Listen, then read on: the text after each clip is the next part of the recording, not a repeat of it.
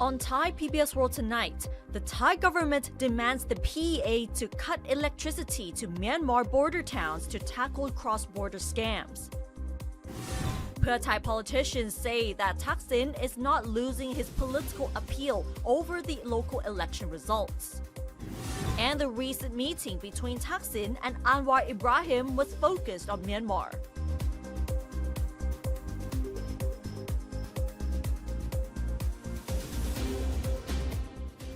And good evening and welcome to Thai PBS World Tonight. I'm Nat Bunang and we'll begin the program with an issue that remains a debate during the past few days, which is the plan to cut electricity to the border townships in Myanmar. And these border townships are widely believed to be shelters for Chinese-run call centers. And the issue of cutting power to those border townships has been dragging on for months, and there was no agency willing to take immediate action. And recently, the National Security Council, or the NSC, has decided to let the Provincial Electricity Authority, or the PEA, decide whether to cut electricity supplies to Myanmar's border townships.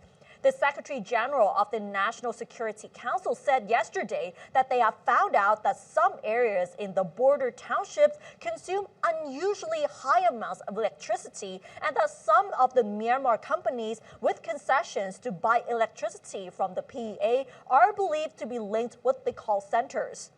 He also revealed that there are 5 locations where the electricity supply is provided to Myanmar from the PEA, but the main users are in Taki Lake Township, which is opposite Masai District in Chiang Rai, and Myawaddy Township, which is opposite Masaw District in Tak Province. In Myanmar, there are a number of scam cities along the border, but there are 2 notorious ones, namely Shwe Koko and KK Park, which are under the control of the Border Guard Force of ethnic Karen rebel forces, which are affiliated with Myanmar's military junta. The NSC has assessed the security risk associated with supplying electricity in its report to the PEA. Those at the meeting yesterday also agreed to assign the Thai Foreign Ministry to talk with its Myanmar counterparts to get them to instruct the companies which buy electricity from the PEA to ensure that the power is not being supplied to call centers. A joint working committee will also be formed to inspect the power usage in Myawaddy and Taki Lake townships as well. And so far, Deputy Prime Minister Phumtham Wechayachai has ordered the PEA to cut electricity supplies to Myanmar border townships today, citing regulations that the PEA has the authority to cut electricity supplies to Myanmar without the need to seek approval from the Cabinet nor the National Energy Policy Board. Meanwhile, People's Party MP Rangsiman Rom responded to Phumtham's announcement, stating that this should have been done immediately because he has been saying for many times already that the PEA has the authority to cut electricity supplies to Myanmar and that they don't even need to wait for the government's approval to do so. However, he also criticized the PEA for not taking immediate action, which is why the call center scams are still growing. And apart from this, Phumtham even said that if the PEA does not take immediate action, they might be transferred as a punishment. And he also warned the PEA that they should not be overly obsessed with making money from the cross-border sale of electricity, but they should also consider the damages that have been caused to people who were duped by these call center scams, which rely on the supply of electricity from Thailand for their illegal activities. And apart from slamming at the PEA, he even went on to say that he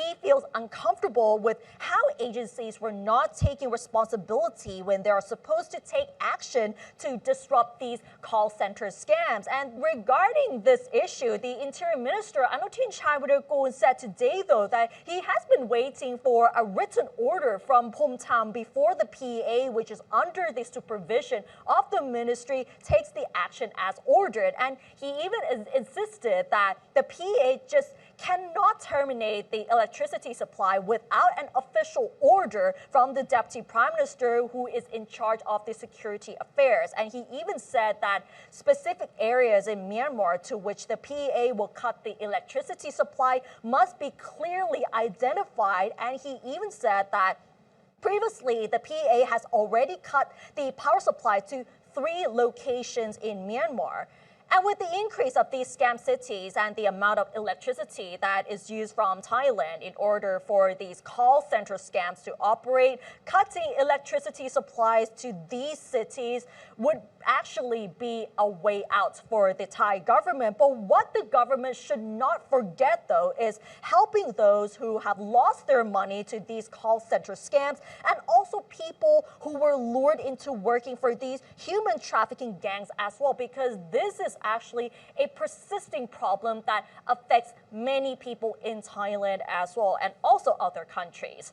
Turning to the aftermath of the local elections, yesterday we talked about Thaksin's political influence and his attempts to maintain his stronghold in several provinces. So just to give you a recap of what has happened, Thaksin previously rallied in 11 provinces prior to the local elections on Saturday, and some of them he actually visited more than once.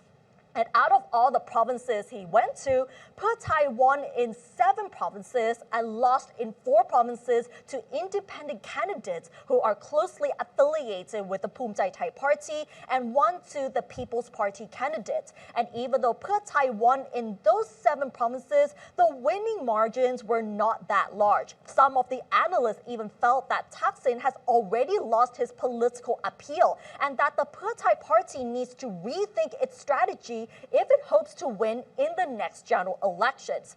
Associate Professor Pichai Ratanadilok of the National Institute of Development Administration, or NIDA, analyzed that the Pheu Thai Party's losses in several provinces, including 5 major ones, was a clear indication that Thaksin's popularity and influence have decreased. Even in Chiang Mai, which is the home province of Thaksin, he said that the party had only gained as many votes as it did 4 years ago, which shows that his campaign in the provinces failed to increase votes for the party's candidates.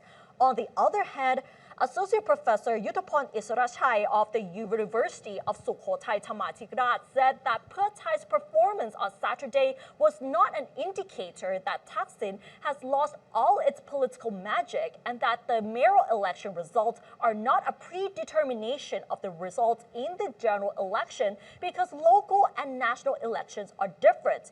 He said, however, that Pheu Thai must do its homework to work out what went wrong in the provinces where the party used to dominate. And in response to sayings that Thaksin has lost his political appeal, Jirapon Sinthuphrai, the minister of the Prime Minister's office, said that she has been monitoring the local elections and that the Pheu Thai has won in at least 5 or 6 provinces where Thaksin rallied. However, she noted that some of those provinces were challenging as they never had a candidate from the Pheu Thai party for more than 20 years. The fact that a Pheu Thai candidate has won in those areas is considered an accomplishment. As for the provinces they lost, such as Chiang Rai province, in which Thaksin campaigned, Jirapon felt that local politicians who contested in the local elections will still continue to serve the people. Similarly, Pheu Thai Party MP Wisut Chainorun said that Thaksin has not lost his political magic, as he believes that people still believe in him and that Thaksin is welcome no matter where he visits. He also said that with the results that came out, winning the majority is already enough. Meanwhile, Prime Minister Paetongtarn Shinawatra was quite satisfied with the Pheu Thai Party that won the mayoral elections in 10 provinces out of the 16 in which they fielded candidates. However, she admitted that it was a pity that the party was defeated in Chiang Rai and Lamphun provinces, which Thaksin campaigned before the elections took place.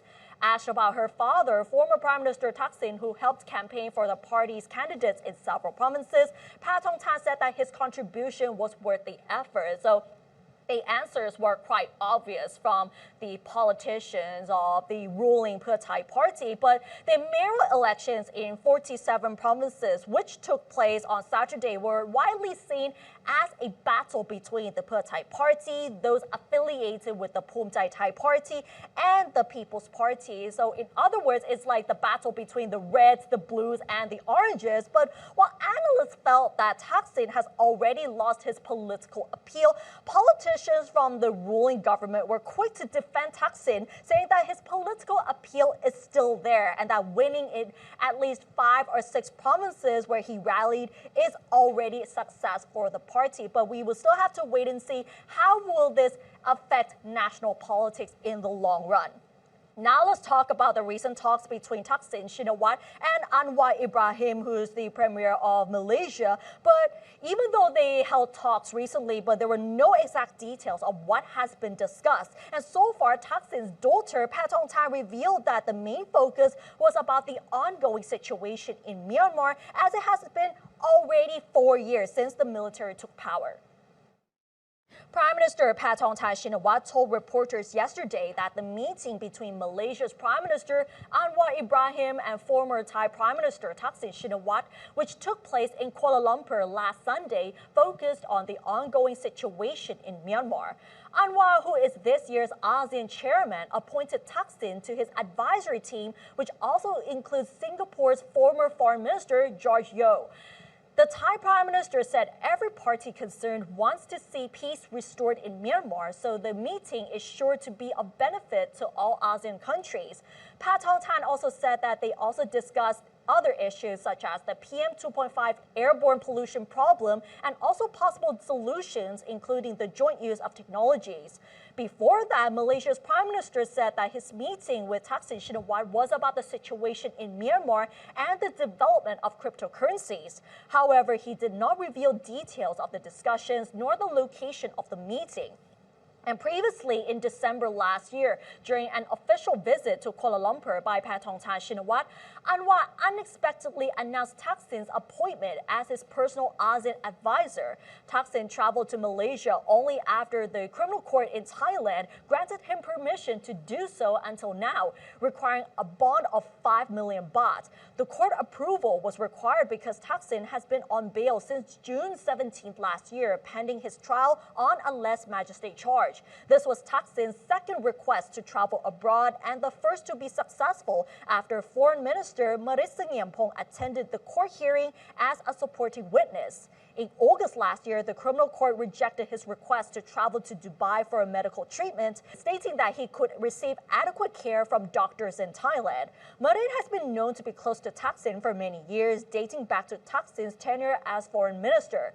The court ruled that the trip would not affect the trial date on the less magistrate charge scheduled for the middle of this year and agreed with Thaksin's claim that his trip could benefit Thailand and bilateral relations. So that was Pattongtarn's response regarding the talks between Thaksin and Anwar Ibrahim right there. So we will have to wait and see how this will actually strengthen ASEAN relations and also restore peace in Myanmar as well. And turning to the economy, last week the second phase of the digital wallet scheme, where elderly citizens received 10,000 baht wired into their bank accounts, was rolled out, and the last phase of the scheme is expected to take place either in April or in June. However, some research centers have felt that the first phase of the scheme, which took place like last year, did not boost domestic consumption as publicized by the Thai government. According to the Kiatnakin Patra Research Center, the first phase of the digital wallet scheme, which cost the taxpayer 140 billion baht and was distributed to about 14 million disabled people and state welfare card holders, has not increased domestic consumption as envisioned by the government. The growth in domestic consumption during the fourth quarter of 2024, following the distribution of the 10,000 baht per person benefit, was close to that in the first 3 quarters. This is because less than 10% was spent on consumption, which helps to spur the economy. They said that most of the money was used to settle debt, pay utility fees, buy food and household items, or was saved. Other economic factors are still on a downward trend, particularly consumption of durable products, and that consumption by the private sector is still slowing due to the tightening of credit extension by commercial banks, high household debt, and weak household revenue. The center predicts a further contraction in private sector consumption this year, with growth of just 2.3% compared to last year, which was 4.2%, particularly for durable goods. Meanwhile, export growth this year is forecast to drop. Last year, the export growth was about 5.4%, but it is forecast to drop to only 2 or 3% during the first quarter of this year, while the production index of the industrial sector is forecast to contract further due to the rerouting of Chinese products such as solar panels and Wi-Fi routers through Thailand to the U.S. market. The research center noted, however, that the rerouting of Chinese products to the U.S. may face new challenges from the Trump administration, which is trying to reduce imports from products originating in China. Thailand's GDP this year is forecast to grow by 2.5% based on the assumption that industrial sector production will recover. And adding that, the industrial sector is still facing a high degree of uncertainty over the trade policies of the Trump administration. So, of course, Thailand will still be facing more economic challenges this year in light of the new increased tariffs as imposed by the Trump administration. But back to the issue of the digital wallet scheme, the research center felt that the cash benefits have not really increased domestic consumption. And the scheme itself, if we remember the criteria for those eligible for the scheme, the scheme itself targets low-income earners, and because of this, most of the people who are low-income earners would tend to use it for something else, whether it's to pay off their debts, buy daily necessities, or simply just to save it, since the scheme has been designed that way. And imagine low-income earners don't earn much to begin with, so having that 10,000 baht in their bank accounts, they would think that it's better to save it or just use it for something that is really necessary. So we will give you more updates on how the scheme will be unfolded, especially when the third phase is coming in this April, according to the government. And that wraps up tonight's edition of Thai PBS World Tonight. Join us every Monday and Tuesday at 6 p.m. on Thai PBS World's Facebook and YouTube Live. And don't forget to follow us on social media and our website, thaipbsworld.com, for all the latest updates about Thailand as well as analyses. Thanks for watching, and we'll see you next week. Sawasdee ka.